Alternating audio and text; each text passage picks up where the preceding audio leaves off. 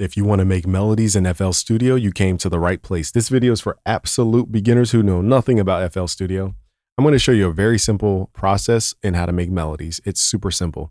Let's open up FL Studio. To see your screen like this, let's go to View and let's go to Arrange Windows. Let's go to Realign. That will fix like all the windows from being all over the place. Okay. So now that you guys have everything, let's click here at the channel rack and we're going to click this little plus button. We're going to load up this thing called Flex. This is basically like the thing that they're trying to like build up the sounds in. Okay. On the left side, let's go to Essential Pianos and let's go down here to where it says Yamaha C7. This is probably the best sounding stock plugin that they have, or best sounding stock piano that they have in FL Studio. So I can play stuff like this.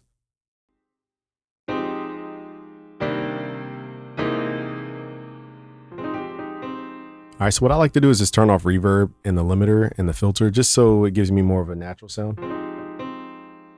Okay, so even without a MIDI controller, I'm going to show you guys the trick. So it doesn't matter what BPM you're at. We're going to right click on the Yamaha, go to piano, roll. I like to change my snap to grid to 1/2 beat. It just makes stuff easier to draw in. And what we're going to do is simply build a 5-note chord because melody is really just chords separated. What is a chord? The chord is when you play multiple notes, whether 2 or more. In the older definition, a chord is 2 notes or more, not just 3 notes. Okay, so we're going to say 2 notes or more, build a chord when you play them together. So I could play this chord, this 5-note chord.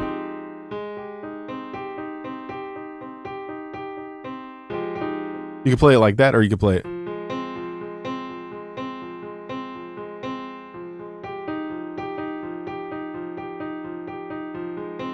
Okay, so we're playing all the notes. We're just spreading them apart over time.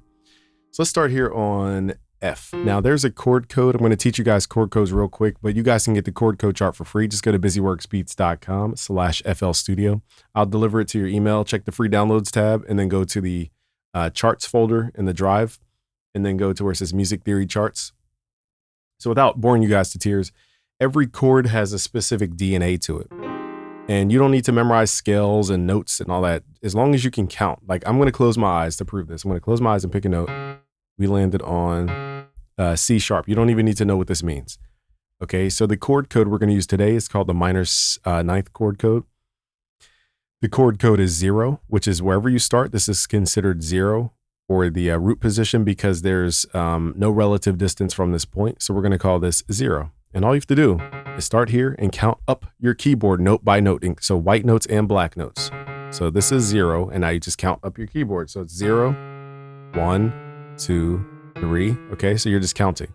So the chord code is 0, 3, 7, 10, 14. These are not to be confused with scale degrees. So 0. So I discovered this system. I understand it's rooted in integer notation. But I discovered the system when I was trying to sound design years ago. I call it chord codes. So this is 0, 1, 2, 3. Okay, so 0, 3, that's a minor third. 4, 5, 6, 7. This gives you a minor triad. 3-note chord. So 0, 3, 7 is the chord code so far if you're following along. And then 8, 9, 10. So 0, 3, 7, 10 is the minor 7th chord. But to create a good melody, you need about 5 notes or so. It's not a hard rule, it's just a good rule of thumb. So 10, 11, 12, 13, 14. And now you have a minor 9th chord, and all you did was count 0, 3, 7, 10, 14. So that's a new way you can learn chords, and you can really just think outside the box. You don't have to, start with a scale. Okay, so what we're going to do is map these 5 notes. Okay, now this becomes your, I'll say scale, just to kind of define it for this video. So we're only going to use these notes to create our melody. So what we can do, and I'll show you guys a more advanced technique on how to kind of finesse this a little bit. So we're going to go turn the metronome on. We're at 140 BPM. Like I said, it doesn't matter which BPM you're at. Okay, let's probably go up an octave. Let's hit Control up. Okay, to raise it up an octave. And you can literally just go note to note. It doesn't need to be this complicated process.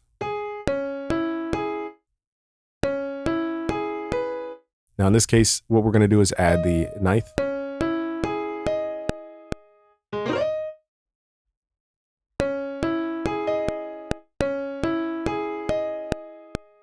So we're really, like I said, we're playing a chord. This technically, the chord type here is a minor add 9 chord, if you want the technical nomenclature behind it. And then literally I could just copy this down. I want my ear to hear this. So usually melody and chords, you're listening to the top note. So I want to go dun, dun. So I'm going to copy the same exact thing and just make the top note. So let's hit shift down.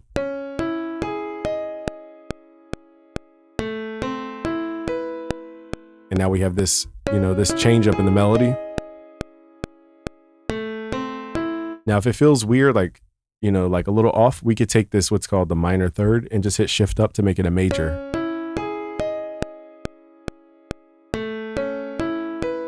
So whichever tones you guys like, no right or wrong answer.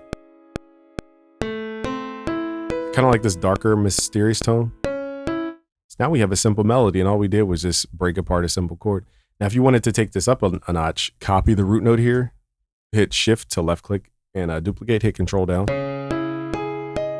Then we're going to add a bass layer. We're going to do it again here. Copy the root note down another octave.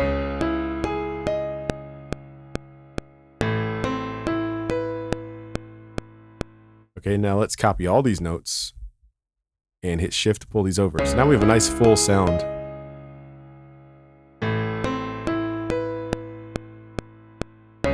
And I'm going to show you guys again a couple more advanced tips.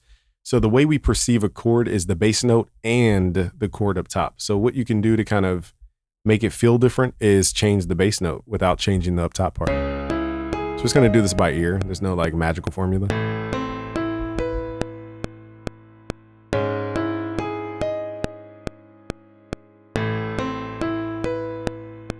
Let's pull this down.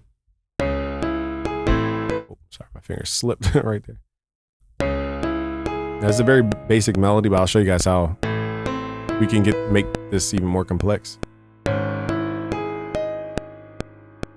Instead of G, let's make this F sharp.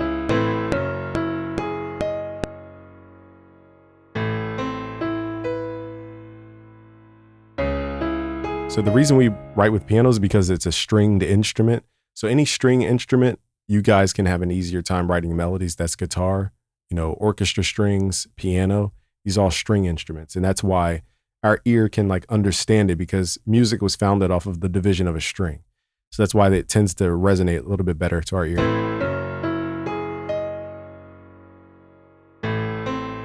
Now let's take this methodology up a notch. So remember I told you guys we could take a simple, minor ninth chord and just play those notes to create melody. Well, now I'm going to show you a 7-note system that always works on top of this system. So what you want to do is you pick a root note.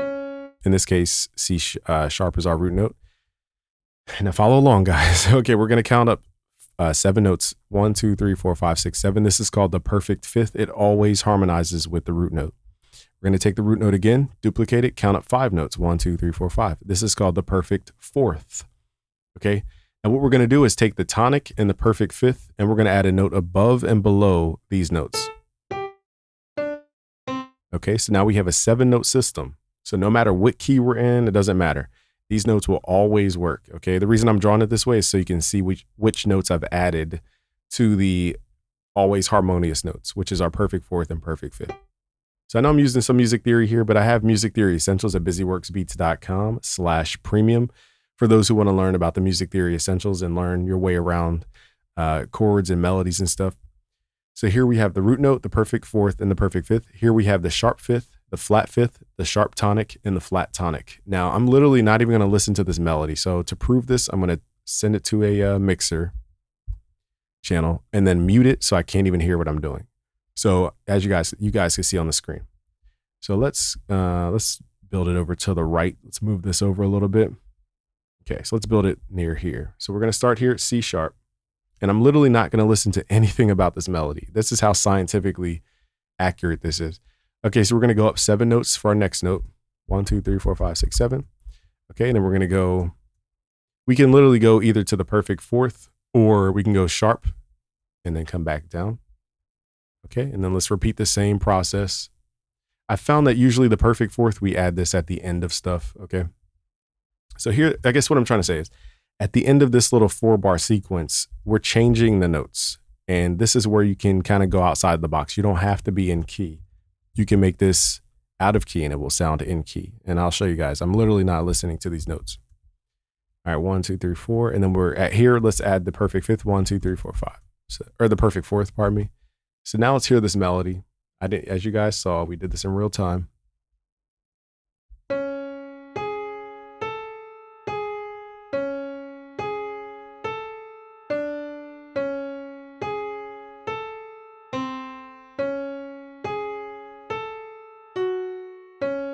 And it perfectly loops, and it grabs the ear because we're using half steps that go out of key.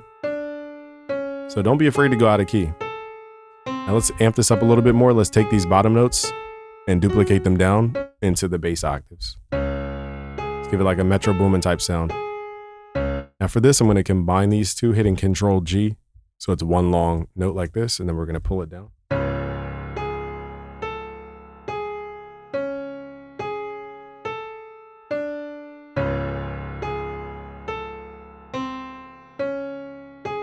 And let me show you guys a little plugin. This is a little more advanced, but we're going to add a plugin from FL Studio, I think 24 update, called Transporter. Oh, it crashed FL. So let's load this back up. All right, I rebuilt the melody in a short amount of time because it's all based on principles and concepts here. Now let's add the plugin. Hopefully this does not crash FL. One shortcut you guys want to know is Control S. All right, so what we're going to do again is route this to the mixer, hit Control L. That will send it to the mixer. And let's open up Transporter, which is a new plugin in FL Studio 24, I think. Okay, this time it works. And we're going to turn up the octave shift and tell it to do an octave up. And then we're going to hit the reverse. And basically this will add like this smeary sounding. Let's turn these two faders down. Oh, also let's put it on tempo mode and switch out the time.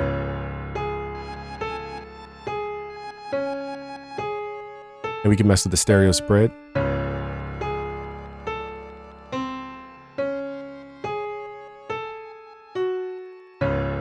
So I'll turn it up so you guys can hear. But this is what we're adding. So it adds a nice texture over top of the melody. So look how advanced we got in a very short amount of time.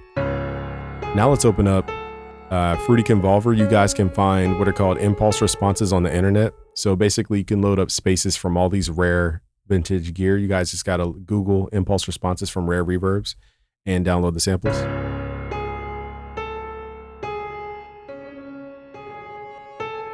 So now we're sending our sound through a really expensive reverb.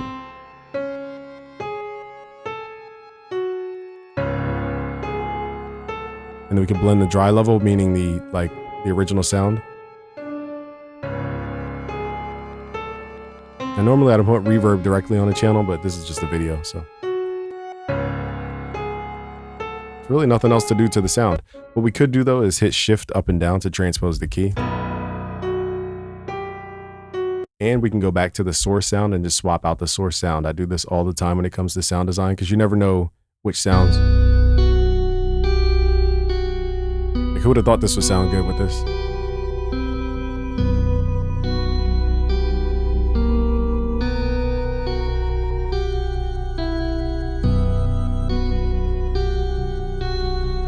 Now, if you're really trying to get crazy, you can add a plugin called Gross Beat.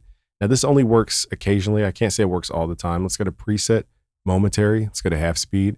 We're going to go to trigger sync 4x4. That keeps it from like not going off the grid when you hit play on the playlist. And we're going to just basically pull back this time knob so it blends the half speed in. Only thing is it creates an octave lower. So we need to hit Control up. So now we have like,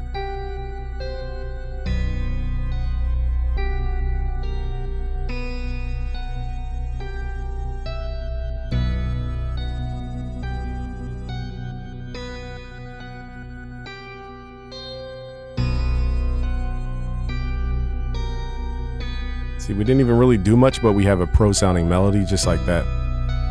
So you don't have to do a lot to get a good sound. It's just a matter of understanding the concepts behind melody. I only showed you guys one of many things about melody. Go to busyworksbeats.com/premium and I'll show you guys how to go way deeper with this music theory thing. All right, y'all, subscribe if you're new. Peace.